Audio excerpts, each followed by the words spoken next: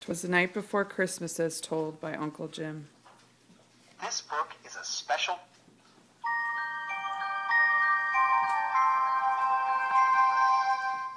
Twas the night before Christmas when all through the house not a creature was stirring, not even a mouse, not even Allie.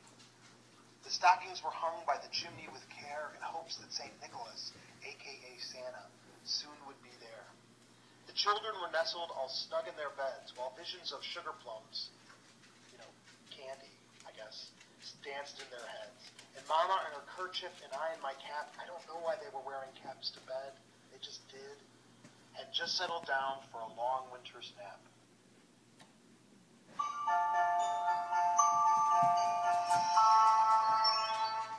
When out on the lawn there arose such a clatter, I sprang from my bed to see what was the matter. Away to the window I flew like a flash, tore open the shutters, threw up the sash, and was like, "Yo, people trying to sleep around here. Come on!" The moon on the breast of the new fallen snow gave the luster of midday to objects below. It was like daylight. Daylight. It was so bright. When what to my wondering eyes should appear but a miniature sleigh and 8 tiny reindeer.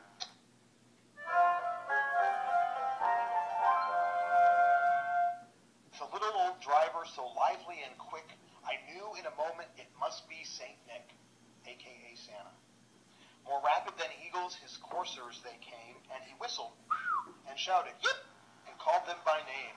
"Now Dasher, now Dancer, now Prancer, and Vixen, on Comet, on Cupid, on Donner, and Benson, to the top of the porch, to the top of the wall, now dash away, dash away, dash away, oh ho!"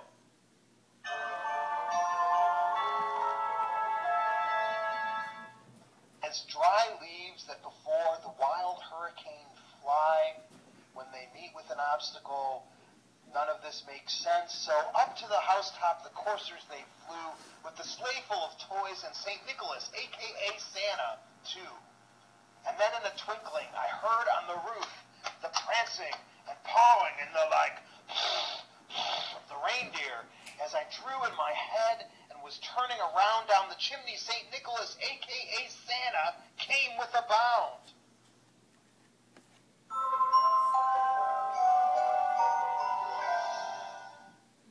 Dressed all in fur from his head to his foot, and his clothes were all tarnished with ashes and soot.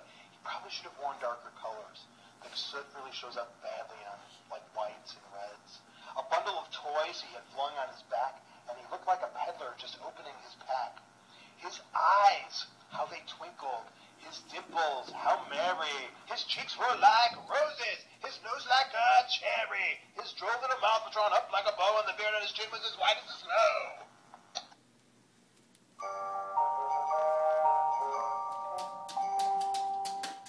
The stump of a pipe he held tight in his teeth, and the smoke, it encircled his head like a wreath. I was like, well, there's a lot of smoke in here.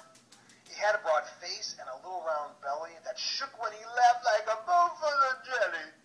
It was chubby and bluff, a right jolly old elf, and I laughed when I saw him in spite of myself. Wink of his eye and a twist of his head soon let me know I had nothing to dread.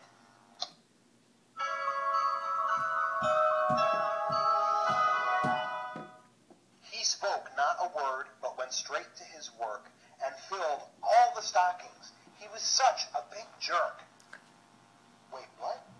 And laying his finger aside of his nose and giving a nod, up the chimney he rose. He sprang to his sleigh, to his team gave a whistle, whip, whip, and away they all flew like the down of a thistle. But I heard him exclaim, ere he drove out of sight, "Merry Christmas to all."